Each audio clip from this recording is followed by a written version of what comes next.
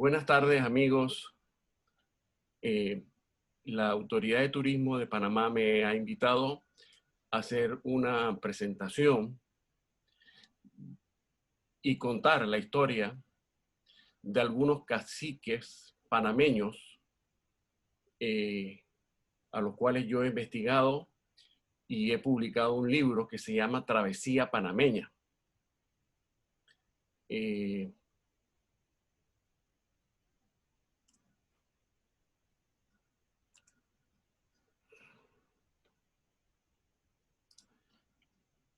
esta invitación se hizo dentro del nuevo Plan de Maestro de Turismo Sostenible 2020-2025, que ha actualizado la Autoridad de Turismo.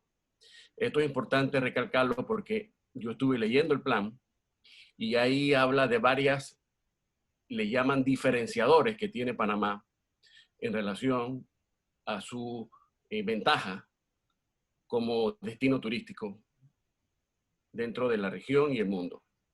Y quise tocar tres puntos principales o tres diferenciadores que llama el plan, que son importantes para entender lo que yo les voy a comentar ahorita. Lo primero, obviamente, es el canal. Sabemos la importancia que tiene el canal de Panamá. Y yo quería informarles que, por lo menos en lo que yo he investigado, ya en 1533, uno de los capitanes, que luego fue alcalde, Gaspar de Espinosa, fue el primero que le pidió al rey y a Pizarro, básicamente, que ya Pizarro estaba en el Perú, que le mandara 2000 indígenas del Perú a Panamá para abrir una trocha en el Río Grande. El Río Grande es actualmente la entrada del Pacífico del canal, que ahí había un río y era por donde los españoles hacían sus transbordos de mercancía. Y ya Gaspar de Espinosa ya identificaba que a través de ese río ya conocían el Chagres, podían hacer una ruta, ellos lo llamaban una trocha, para tratar de llegar más rápido al Atlántico o Caribe. Entonces ya el canal de Panamá, ya en los españoles, al poco tiempo de haber llegado, ya hablaban del canal. La conectividad que tiene Panamá no es nueva. Y eso lo cuento en mi libro. La conectividad ya la manejaban los indígenas que vivían en Panamá antes de la llegada de los españoles. Y más adelante se la voy a narrar cómo ellos la manejaban. Y obviamente se marca también dentro del patrimonio natural y cultural que tiene el Plan Maestro de Turismo Sostenible, porque vamos a hablar de la cultura y quiénes somos los panameños básicamente. ¿Por qué decidí yo escribir este libro? Bueno, primero contarles que yo soy un apasionado de la historia de la Tierra, un apasionado del ser humano, de saber quiénes somos, de dónde venimos, y siempre he estado leyendo y estudiando sobre estos temas. Y además, soy biólogo de profesión y un amante de la naturaleza y su biodiversidad. En ese afán de siempre estar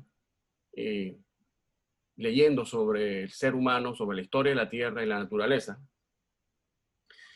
me empecé a preguntar muchas veces por qué nuestros textos o nuestros libros estaban escritos como si fuéramos todos europeos. Entonces, eso empezó cuando empecé a leer, al principio obviamente cuando uno está en el colegio y cuando uno en universidad, y a veces mucha gente adulta lo leen o lo ven normal porque así nos enseñaron a pensar y a mirar las cosas de ese modo.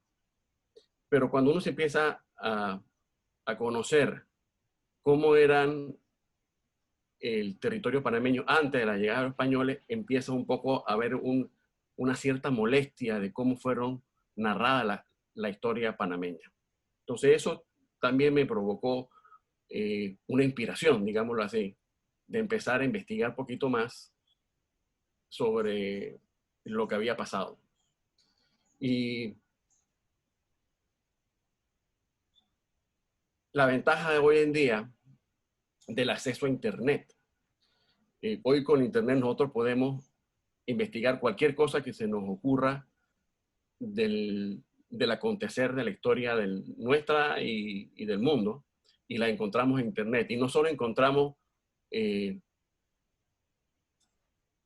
noticias falsas y noticias que a veces confunden, sino también podemos encontrar, si sabemos cómo hacerlo, como en el caso que yo logré hacerlo, encontrar los textos originales, las cartas originales. Obviamente no las vamos a entender porque están escritos en un español de hace 500 años atrás, pero encontramos traducciones de 1800 que son más fáciles de entender de estos textos y de los narradores y de los historiadores de los años 1500. Entonces eso me inspiró a tratar de escribir algo panameño que contara nuestra verdad.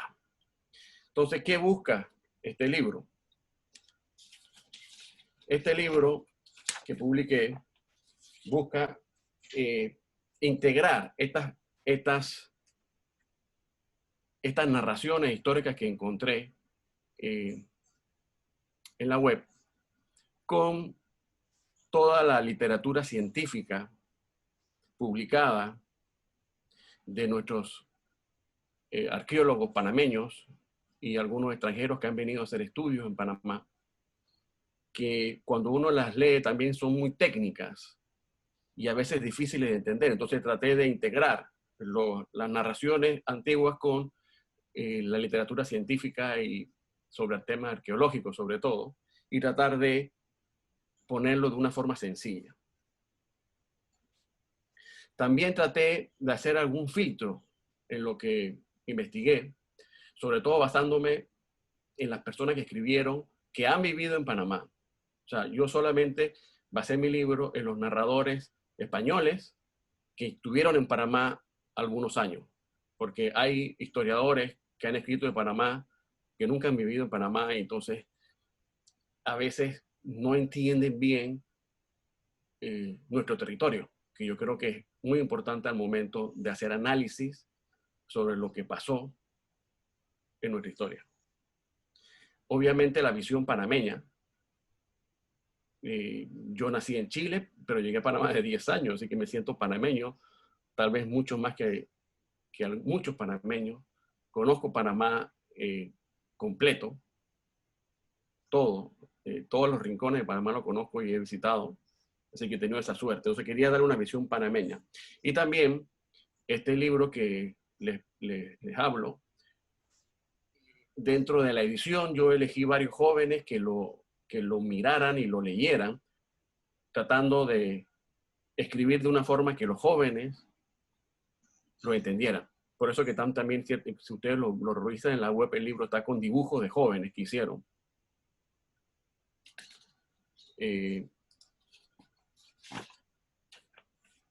¿Quiénes son los primeros panameños? Bueno, los arqueólogos han encontrado mucha evidencia de quienes llegaron al Istmo de Panamá. Y más o menos eso ocurrió hace 2500 años. Panamá, el Istmo de Panamá no era igual hace 12.500 años, y entre 12.500 años y 10.000 hubo un cambio, sobre todo por los niveles del mar. En la figura que les estoy presentando, la parte verde que se ve en la figura obviamente es Panamá de hoy, y la parte un poquito más celeste era lo que era Panamá hace 2.500 años. Si ustedes se fijan, Las Perlas, que es un área importante en la historia panameña, era tierra firme. Bocas del Toro también era tierra firme, y todo el área de Gunayala también. Incluso Coiba era parte de tierra firme. Entonces, estos asentamientos de indígenas que empezaron a llegar venían del norte, de Norteamérica, se asentaron, generalmente venían por las costas, avanzando por las costas, y se asentaron en lugares que hoy ya no están bajo mar, a más de 50 metros de profundidad. Esto implica una dificultad para los arqueólogos de poder estudiar realmente esos asentamientos que se dieron. La cultura que llegó del norte le llamaban cultura Clovis. Los arqueólogos siempre tratan de agrupar los grupos humanos por cultura, cómo hacían sus artes y cómo la lengua también. Entonces, esta cultura Clovis se había desarrollado en Norteamérica y habían entrado en el Istmo de Panamá entre más o menos 12.500 años y de 1.000 años atrás. Los arqueólogos panameños estiman que por lo menos hay 90, deberían haber más de 90 o 100 asentamientos humanos que están bajo el mar. Entonces, pero han encontrado algunos, por ejemplo, en la cueva de los vampiros, en Azuero, muchos los han encontrado en Azuero. Han encontrado en Sarigua, que es un área que ha sido habitada por mucho tiempo, también han encontrado restos de cultura Clovis. En Panamá existía en ese tiempo menos del 30%, había 30% menos de lluvia en promedio anual que hoy, había 5 grados Celsius menos que hoy, y era un tiempo de transición climática, había megabestias todavía. Bueno, esos fueron los primeros panameños que se asentaron en Panamá, eran nómades. Estas personas estuvieron bajo el mismo esquema más o menos unos 4.000 años, es bastante, 2 veces nuestra era, si la consideramos desde a partir del nacimiento de Cristo, que hace 2.000 años atrás, estamos hablando de 2 veces ese periodo, estuvieron recolectando y viviendo en el Istmo, y ahí siguieron al sur, muchos de ellos, hasta más o menos 8.500 años.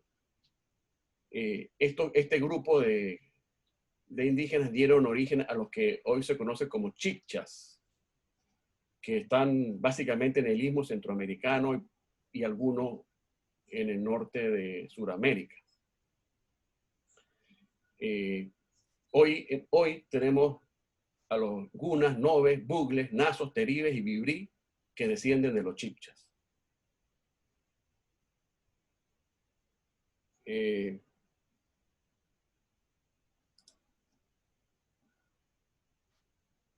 Cuando en el siglo XVI, vamos a hablar de aproximadamente el año 1500, que llegan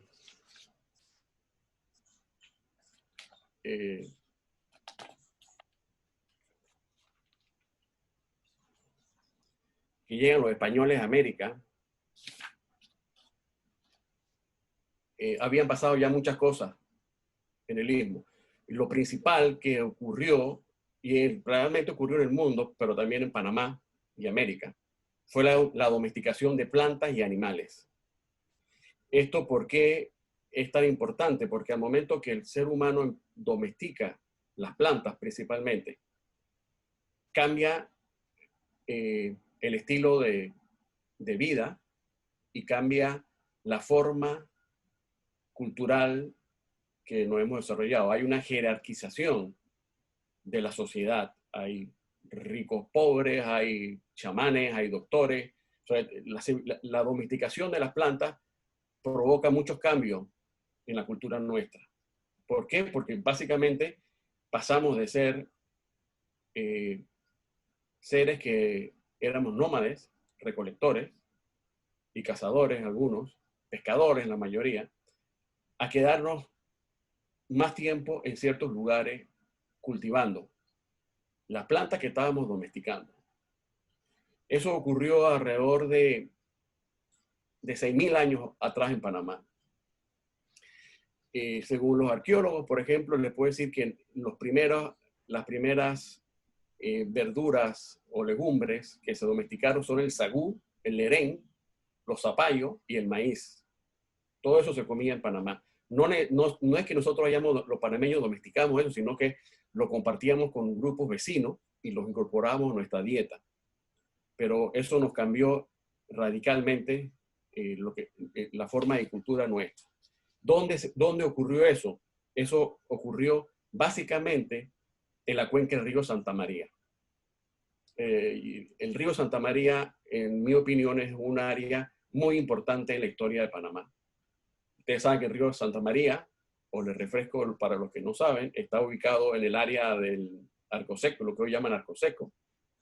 Ahí hay 3 provincias que este río fija sus límites, que es la provincia de Coclé, la provincia de Veraguas y la provincia de Herrera y Azuero, hacia abajo. O sea, este río limita o divide estas 3 provincias, que es el área donde ya se venía asentando el hombre hace mucho tiempo, el ser humano hace mucho tiempo atrás, y donde ya empieza a cultivar plantas domésticas y también animales.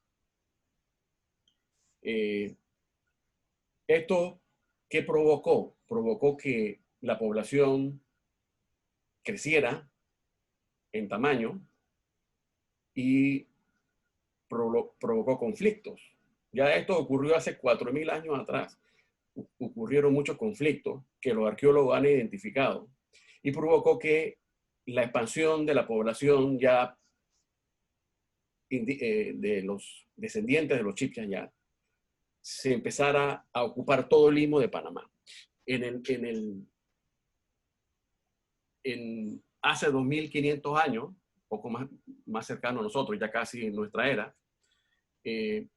los indígenas panameños logran tener un maíz de una genética mucho más fuerte, donde era mucho más eficiente y rendía mucho más, y ya vivían en palenques, en poblados.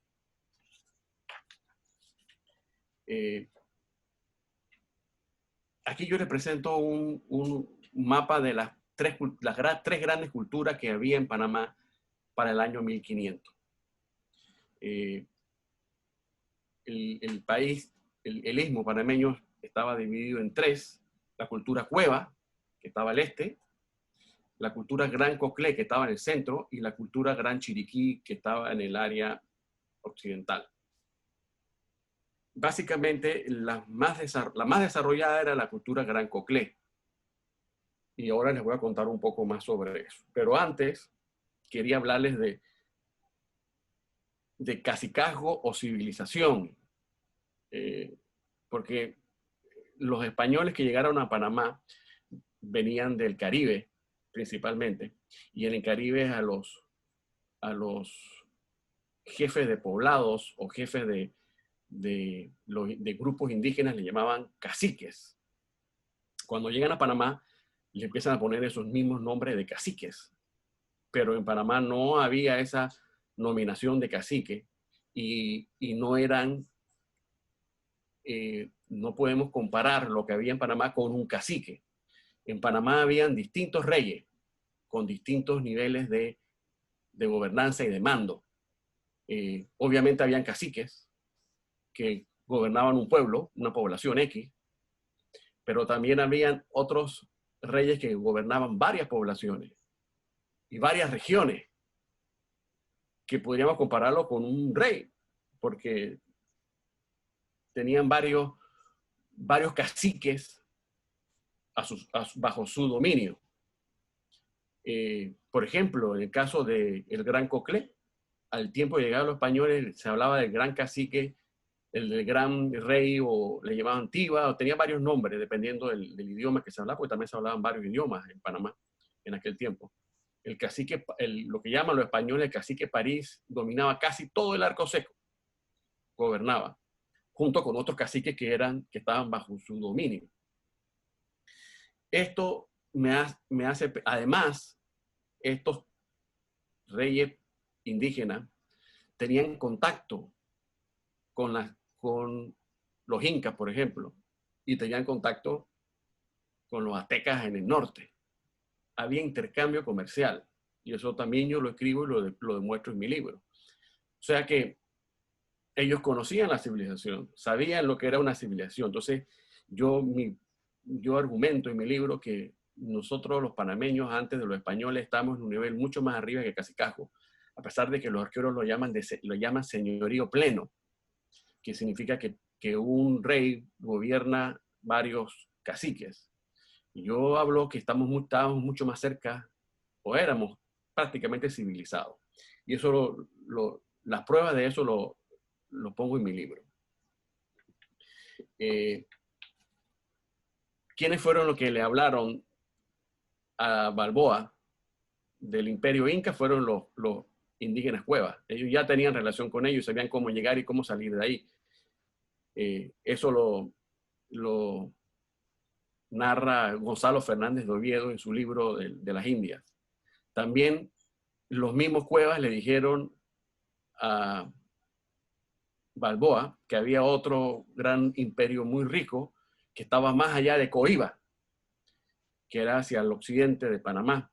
Los cuevas no llegaban hasta allá y le dijeron a Balboa que allá había un imperio muy rico. Por eso es que Balboa, cuando tiene la disputa con el rey y con Pedraria, a él lo nombra adelantado gobernador de Coiba, de una tierra que ni siquiera había ido ningún español ni conocía a Balboa, pero como a Balboa le habían dicho que en Coiba era una tierra rica, él se nombró, él pidió que lo nombraran adelantado gobernador de Coiba.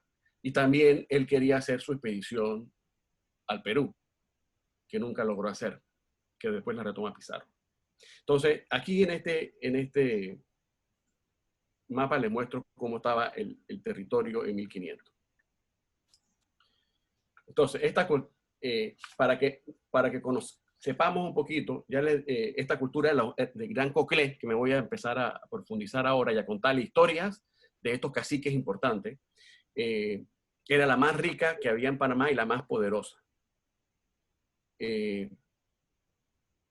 Algunas narraciones, aquí tengo plasmadas algunas narraciones precisas de acuerdo a la traducción de 1800 de lo que expresaron algunos españoles cuando los vieron por primera vez. Por ejemplo, dice, eran labrados todos los pechos y brazos con unas cadenas de eslabones y otros lazos, algunos que yo los vi, que los otros indios eran como enanos al lado de ellos, eran muy hermosos de gesto y hechura de cuerpo. Estos lo escribió Gaspar de Espinosa refiriéndose a los soldados de la cultura de París. Y sigue narrando el siguiente: eran tan grandes y tan valientes que parecían gigantes, uno de ellos tan barbado como el más barbado cristiano que puede ser. Hoy en día, casi todas las personas que viven en Panamá, cuando pensamos en nuestros indígenas, tenemos una idea equivocada de cómo eran físicamente los indígenas, o por lo menos cómo eran la burguesía indígena, por decirlo así, o los que mandaban, igual que hoy.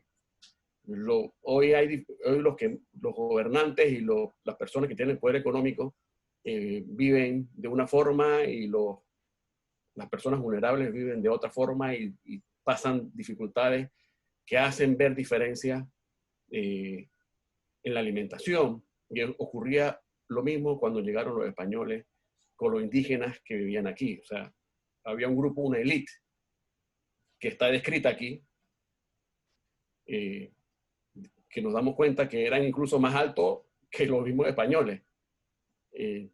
Cosas que nosotros no sabíamos, por ejemplo. Aquí yo les presento, para también tener una idea,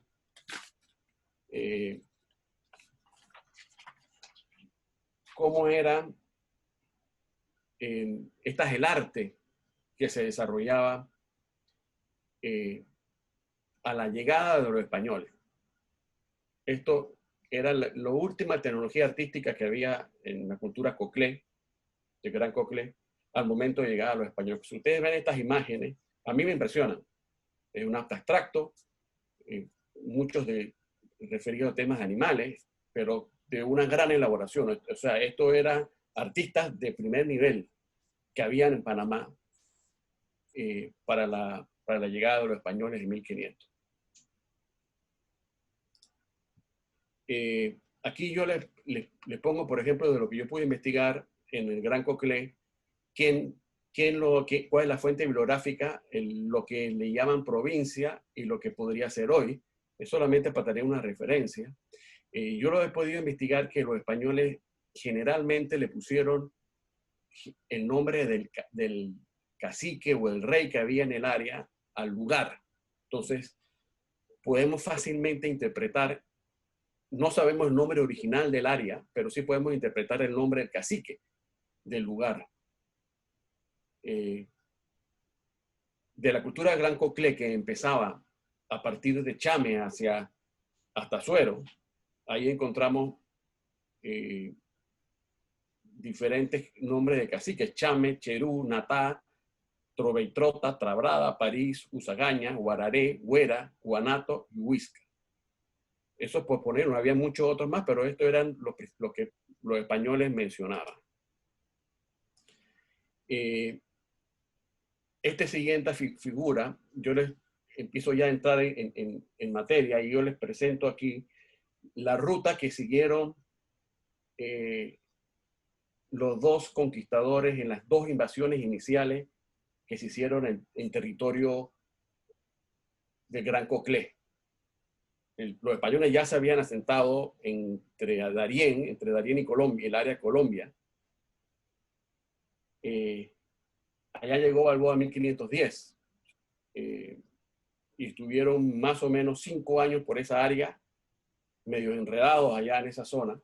Y en 1515 el rey manda a Pedrarias de Ávila, 1514 fue, pero se establece en 1515 con una misión de que conquistar y establecer poblados españoles. Y los primeros capitanes que manda fue a Badajoz y a Gaspar de Espinosa. A Badajoz lo manda en 1515 y Espinosa está entre 1516 y 17 y lo mandan al Gran Coclé, que es donde ellos sabían que estaba la riqueza aquí en Panamá. Estas son las rutas que siguieron. Y aquí resalto las batallas que se dieron. Y para los que no saben, en casi los primeros 5 años de invasión, diría yo, de los españoles al territorio panameño, los coclesanos, básicamente, en la cultura Gran Coclé, que incluía Suero, le ganó y sacó a los españoles en casi todas las batallas. Y se las voy a decir, les voy a narrar. Antes de eso quería contarles que, porque también tiene importancia esto, no está escrito y podría ser un tema para hacer una tesis panameña sobre una tesis de guerra panameña de cómo hacían los españoles, porque tenían una metodología que yo pude investigar, una metodología de cómo ellos conquistaban. Lo primero que hacían los españoles era investigar quiénes eran los diferentes poblados que habían en un área y quiénes eran enemigos y no enemigos entre ellos, entre los indígenas. Y generalmente ellos tenían espías, los españoles tenían espías y tenían traductores. O sea, ellos ya habían, con suerte y algunos no con tanta suerte, tenían ciertas personas que hablaban el idioma y lograban hacer inteligencia militar en todas las áreas donde ellos entraban. Ellos no es que entraban de improviso, eso es un error pensar en eso. Ellos tenían espías que entraban y conocían lo que estaba pasando en el pueblo. Entonces la estrategia principal, ¿cuál era? Que luego de averiguar a través de estos espías de lo que estaba pasando en una región, los españoles, un grupo de militares españoles generalmente comandados por capitanes, apoyados por mercenarios indígenas ya conquistados, entraban en las noches, raptaban a las hijas y a las familias de estos caciques o de estos reyes, y teniendo a las hijas y a las esposas de los caciques, esperaban a que el cacique apareciera, porque era obvio, si habían capturado a mi familia y a mi esposa, había un rapto, había ahí un secuestro, y yo, ¿qué hacía yo? O sea, no iba a arriesgar a mi familia, yo entraba a negociar. Entonces los caciques entraban a negociar con los españoles, generalmente negociaban comida primero. O sea, los españoles le decían, nosotros tenemos 300 soldados, necesitamos que ustedes nos alimenten. Imagínense, yo como cacique tengo que alimentar a una tropa invasora. y después negociaban la devolución de las mujeres y los hijos. En la mayoría de los casos, los españoles no cumplían estas negociaciones y no entregaban ni a las mujeres ni a la familia. Algunas veces sí lo hicieron. Entonces, ¿eso qué implicaba? Una guerra. En el peor de los casos, para los grupos indígenas implicaba que el cacique habían secuestrado a su familia y al momento que negociaba, incluso lo secuestraban a él. Entonces, esto fue desastroso. Con esto los españoles fueron entrando y haciendo el mismo proceso con todos los caciques que existían en Panamá. Aquí en la figura se ven los diferentes caciques que existían en las rutas donde ellos tomaron, como les dije, ¿no? Dicho esto, voy a hablar de los caciques que a mí más me impresionaron en mi investigación. Y voy a hablar de Natá. Yo le llamo Natá el guerrillero.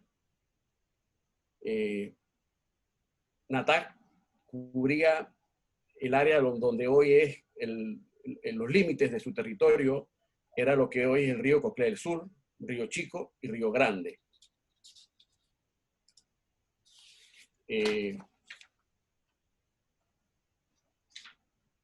¿Cómo era el área de Natá? También impresiona cómo voy a leer lo que escribieron los españoles en 1515-16 que llegaron a esa área. Dice, se refiere al área de Natá, la región. Dice, eran tantos los bohíos que había que creo que no hubo nadie que no se espantase y tuviese temor de ver tan gran población. Dice, una tierra buena porque es llana y hay muchas pesquerías, buena tierra para maizales, sembrar yuca, especialmente los melones, eran los zapallos, de los indios que se hallan allí, los mejores y más sabrosos que se hayan visto en estos reinos. O sea, ya están hablando de reinos. Es tierra de mucha caza, así como de cuatropea, como son infinitos venados, tantos que andan juntos de 30 en 30 y de 40 en 40, y de puercos y de vacas de la tierra, y de volatería, y pavos, y anzares, y perdices, palomas. Hay en él muchos leones y tigres, y de otros animales salvajes. Hay algodón, muy buena ropa de ello, así de mantas, como de lienzos pintados, de labores y colores bien bonitos.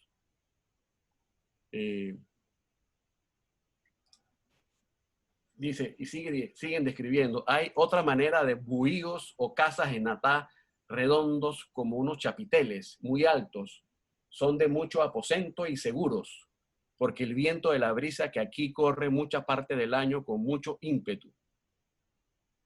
En la época, sabemos que en la época seca de Panamá sopla el viento fuerte en el área de Azuero. Son de recia y buena madera, más hermosos que de dentro que todas las maneras de casas que se ha dicho y que ponen en la punta del chapitel una casa de barro, una cosa de barro cosido a manera de candelero y el cuello alto. La paja con que se cubre es muy buena y las cañas de las paredes gruesas y por fuera y de adentro forradas las paredes con caña delgada muy bien puesta y con muchos apartamentos, o sea, tenía muchas piezas. O sea, las viviendas eran viviendas muy bien hechas. Aquí hay un dibujo, pero ese dibujo que puse ahí es de uno de los libros de las traducciones de Gonzalo Fernández de Oviedo, que le dije que escribió en 1500, para el rey, escribió la historia de las Indias, pero en un español que no es muy fácil de traducir, pero algunos traductores en 1800 lo escribieron en un español un poquito más moderno, que es más fácil de entender, y hay estos dibujos. Para tener una idea, pero yo creo que era más grande lo que aparecen en este dibujo. Aquí entonces les voy a contar quién era básicamente Natá, y voy a regresar al mapita este que tenía. Aquí entra básicamente Gaspar de Espinosa. Gaspar de Espinosa entra entre 1516 y 1517 a toda la región de Azuero. Y dice que se enfrentaron varias veces, pero con Natá, el cacique mayor que llaman los españoles, se enfrentaron en una dura batalla. Dice, el cacique alcanzó a escapar, pero su gente valiente y leal siguieron peleando. Dice Gaspar de Espinosa, formaban un batallón y se rearmaban mientras peleaban. En varias de las narraciones esto era importante, se rearmaban mientras peleaban.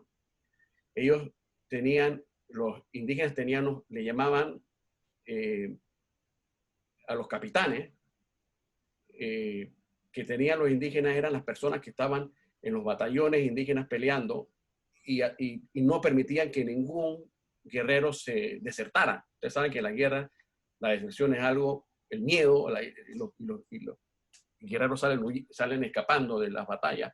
Bueno, ellos tenían capitanes indígenas puestos ahí, los de más experiencia que iban, no permitían ni siquiera la deserción en la guerra. O sea, esto es indicio de una estrategia que tenían. Ellos ya tenían guerras antes que llegaran los españoles entre los indígenas. Dice, los guerreros de Natá batallaron y los españoles asesinaron a muchos. Espinosa, molesto, mandó a sus capitanes a quemar todos los poblados cercanos buscando a Natá. Durante el proceso apresó a sus mujeres e hijos e hijas. Ellos sabíamos que esto lo hacían. Espinosa menciona que dio guerra tan cruda y con tanta prisa. Dice. Según los arqueólogos panameños Richard Cook y Sánchez, ellos identificaron el cerro Cerrezuela, ubicado hacia la costa de Natá, como el sitio utilizado por el guerrillero Natá para esconderse. Ya ese es un área, ese es un área que podría tener alguna implicación, un interés turístico. Nunca he ido yo a ese sitio, pero ya los arqueólogos lo han identificado. Ahora viene la parte más emocional de esta historia de Natá. Dice, luego de la masacre perpetrada por Espinosa, y esto lo narra Gonzalo Fernández Oviedo, el valiente Natá, dice, así lo narran los españoles, acompañado solo con 2 guardaespaldas, entró de improviso en el bohío de Espinosa, sin que nadie lo viera. Asustó a todos los españoles que estaban presentes, pero Natá venía vencido. Había perdido lo que más le apreciaba, a sus mujeres e hijos. Ahí se sometió valientemente a Espinosa, o sea, se rindió. El cacique mandó a llamar a sus capitanes. En el idioma indígena los capitanes llamaban cabras, y a los otros oficiales de su ejército para que se rindiera.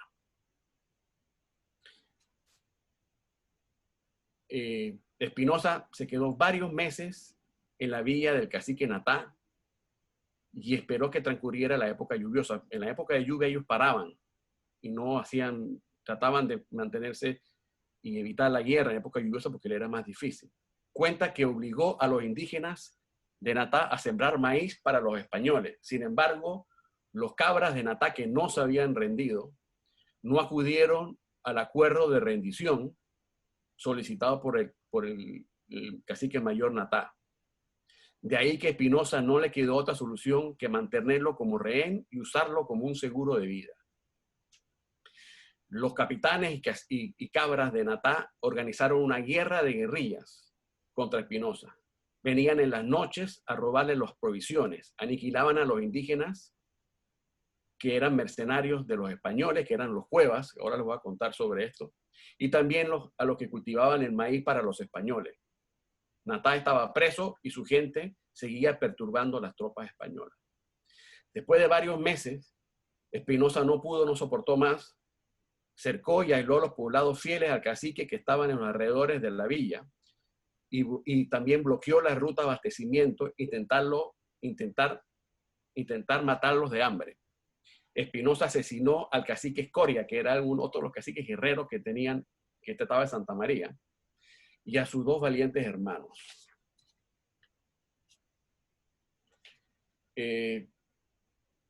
Después de todo esto, pasaron 2 años en esto. Una guerra de 2 años. Y dicen ellos, haciendo descubrimientos y distribuyendo repartimientos. Ellos ya, sin tener el control de esto, empezaban a repartir tierras, y tierras no, porque repartían repartimientos. El repartimiento era un grupo de indígenas que repartían a un español, se lo daba a un español para que gobernara. Pero no tuvo éxito. En la villa de Natá, Gaspar de Espinosa dice que los indios estaban todos de guerra y huidos, y por hambre fui forzado a irme a donde Cherú. Cherú era un poquito más abajo, más cerca de... Cherú también está, hoy en día se llama Cherú, está un poquito más abajo de Natá, cerca de Penonomé. Él culpa al cacique Natá y menciona que este se confabuló con Cherú y con Chame para no dejarle comida a las tropas españolas y se murieran estas de hambre.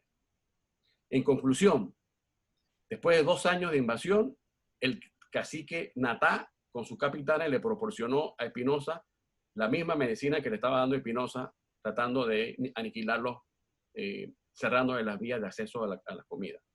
Finalmente, en 1517, después de 2 años, Espinosa emprendió la retirada sin el cacique mayor que estaba en París, que era mucho más poderoso que Natá, sin consolidar la conquista del territorio de Gran Coclé. Así que las primeras batallas fueron ganadas por los indígenas.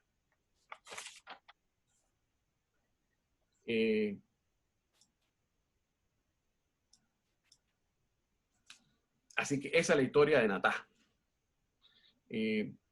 También cuando fundaron Natá de los Caballeros, básicamente fue un poco en honor al cacique mayor Natá. Y así está narrada la historia de los españoles de aquella época. Ahora voy a referirme a la cultura cueva.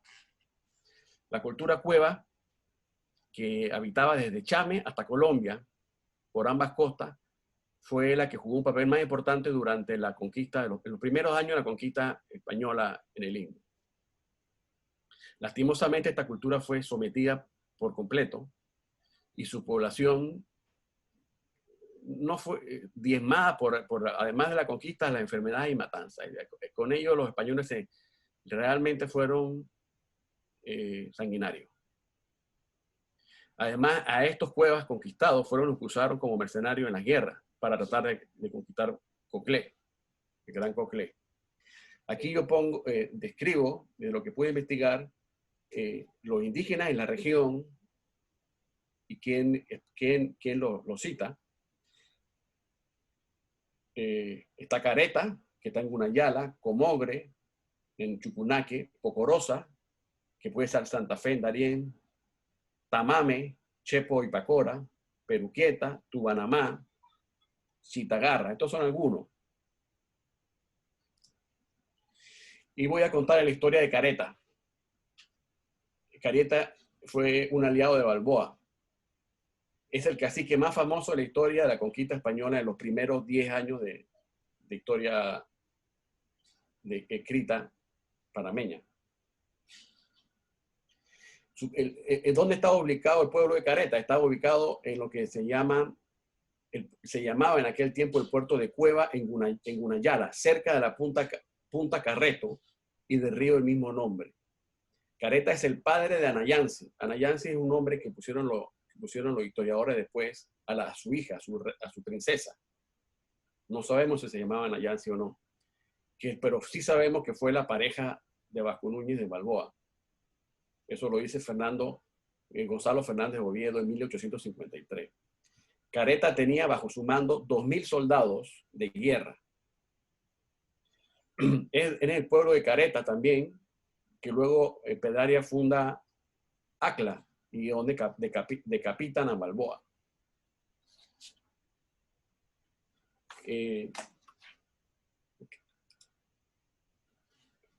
Pascual de Andagoya, que fue otro de los capitanes de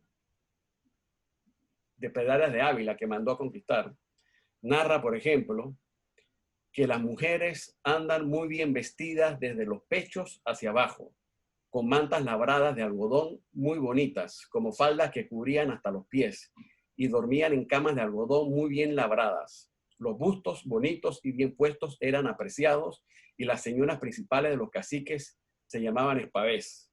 Usaban una barra de oro ubicada debajo de los senos para levantarlos. narrado por los españoles. Dice también, esto lo dice Gonzalo Fernández de Oviedo, dice, para transportar a los caciques principales los llevaban en una hamaca colgada de 2 varas altas, utilizando hasta 24 esclavos. Había relevos en cada pueblo para no atrasar el paso del rey. Para este trabajo utilizaban unos hombres que los españoles llamaron corales, quienes al parecer sufrían de una enfermedad en la piel que la descostraban y le producían ampollas. Dice Gonzalo Fernández Oviedo que estos indígenas corales eran fuertes y resistentes.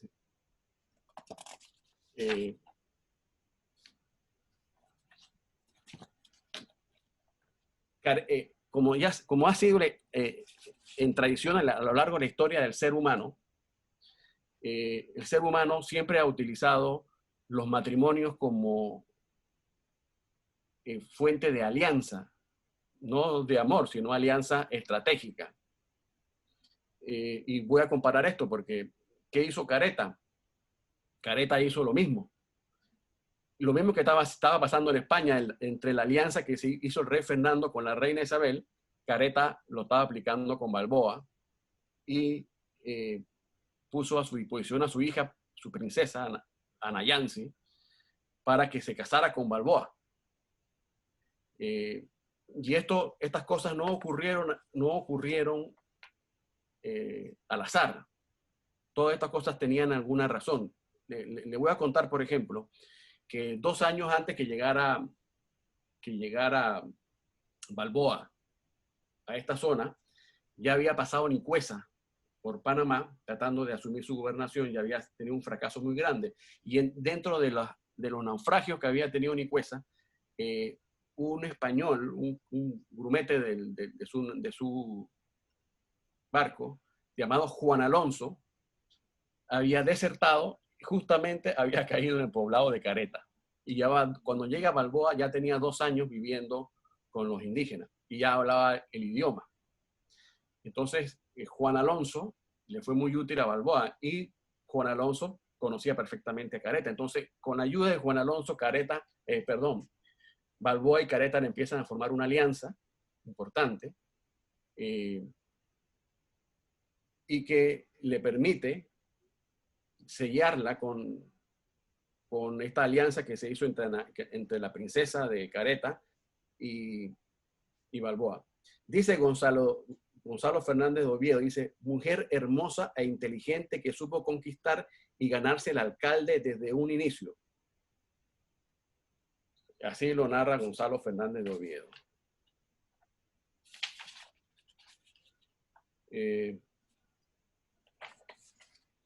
Aquí tengo en este mapa la ruta que siguió Balboa para llegar al Mar del Sur o al Pacífico.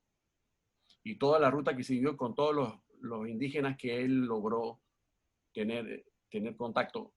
Balboa demoró casi 3 años estando en Santa María de la Antigua de Darién en cruzar hasta este sitio. Y no fue por él, fue guiado por los indígenas, probablemente de Comogre, que era el lugar donde él llegaba. Y luego, cuando llega al Golfo de San Miguel en Darién, él navegó, la ruta de navegación que hace ahí, lo hace en las naves de los indígenas. Y solo para tener una idea, en esas naves de los indígenas entraban 80 personas por nave. O sea, no eran ni piraguas ni botecitos, era una nave a velas que tenían los indígenas, quizás hasta 80 personas. O sea, eran unas embarcaciones, yo diría que relativamente grandes. Y fueron los que llevaron a Balboa a hacer toda esta ruta que está planteada aquí en este libro. Antes de cerrar la historia de Careta, que fue un desastre porque después de estar 4 años Balboa en esta zona, España manda Pedrarias de Ávila.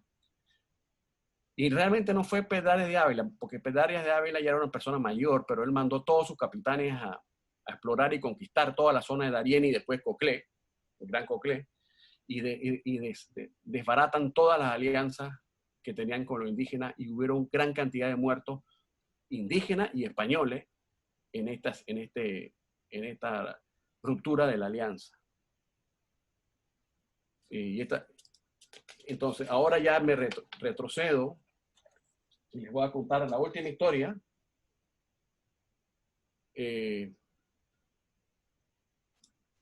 La última historia, que es de Quibián, que yo lo llamo el primer héroe de la historia escrita panameña. Héroes yo le llamo héroes o colonizadores indígenas. ¿Por qué? Porque es que tampoco podemos exaltar a estos indígenas como héroes, porque entre ellos hubieron guerras civiles. Los españoles mismos narraron guerras civiles justo antes de la llegada de ellos entre París, Escoria y Natá, por ejemplo, entre el mismo Careta y Ponca, en Acla.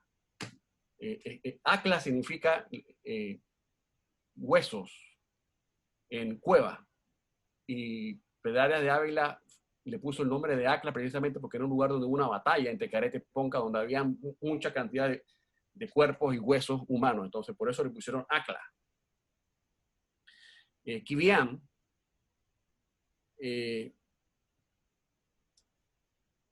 Quibián era un cacique que gobernaba el área del río Belén.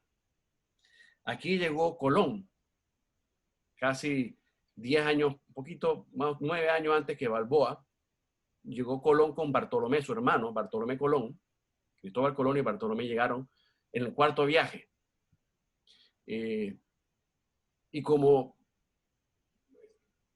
no habían conseguido oro ni tenía muchas riquezas que llevar a España, Colón decide, en función de lo que le estaban contando los indígenas que estaban en esa área, parar en esta zona del río Belén, porque le habían dicho que al río arriba había mucho oro, y había minas de oro.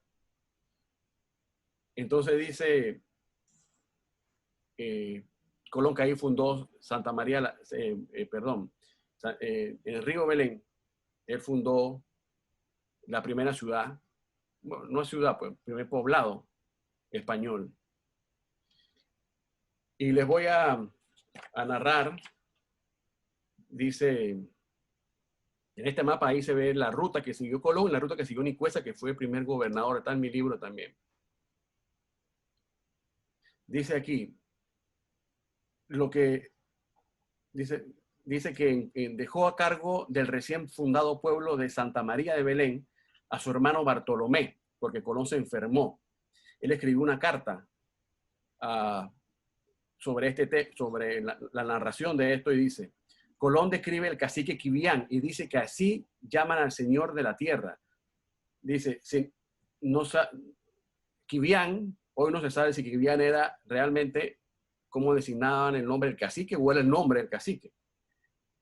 Dice, a solicitud de los españoles, los guías del astuto cacique Quibián llevaron a Bartolomé junto con 70 castellanos a tierra adentro en busca de las minas de oro de los indígenas panameños les habían estado platicando. Los exploradores regresaron con oro, pero para los codiciosos europeos no era suficiente. Bartolomé pensó que Quibián lo había engañado llevándolos al lado opuesto de donde estaban las minas. De esta forma, los españoles no sabían la verdadera ubicación. Dice, sigue en la misma carta que escribió Colón, que se llama Lettera Rarísima, dice Colón, con mucho detalle describe cómo Quibián no se dejó engañar por las intenciones de los españoles. Empezó a establecer alianzas con otros caciques y planear expulsar de sus tierras a los hermanos Colón y al grupo de invasores. Dice, cuando está pasando esto, Bartolomé se percata de la intención de Quibián y se adelanta. Río arriba, en el río Belén, apresa a Quibián, a sus mujeres y a sus hijos y hasta a sus criados. Sigue diciendo, dice Colón, que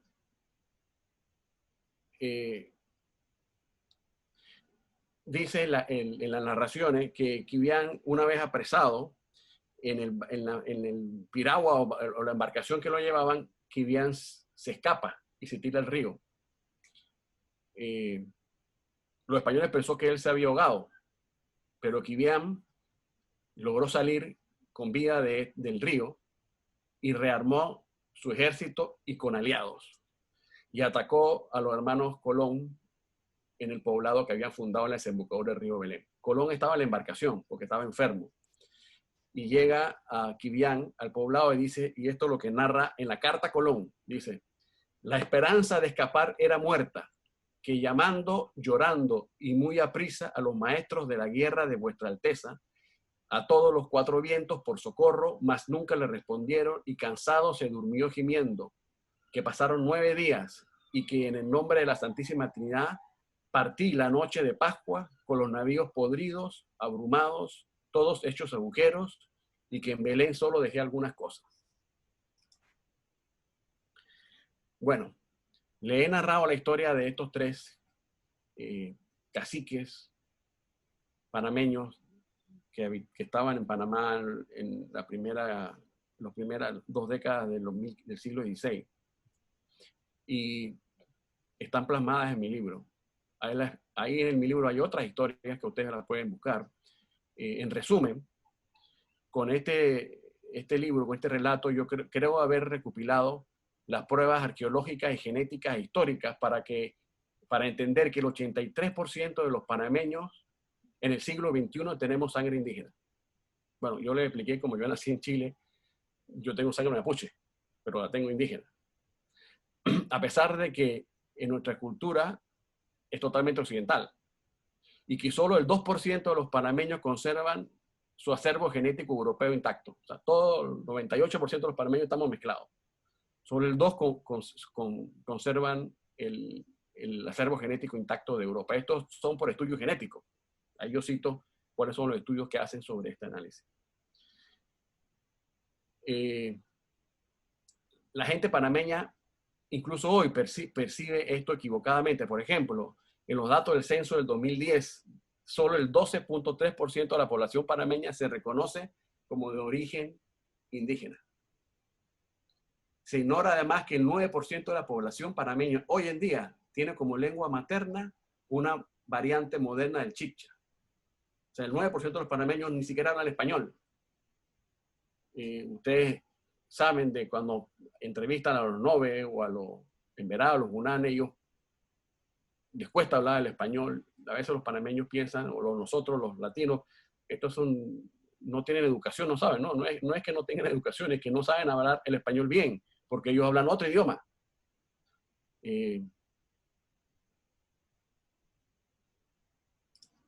Y por último, como les dije, quiero rescatar algunos héroes indígenas como París, Natá, Escoria, Careta, Comogre, entre otros, que se habla poco hoy en las escuelas y los panameños conocen en poco.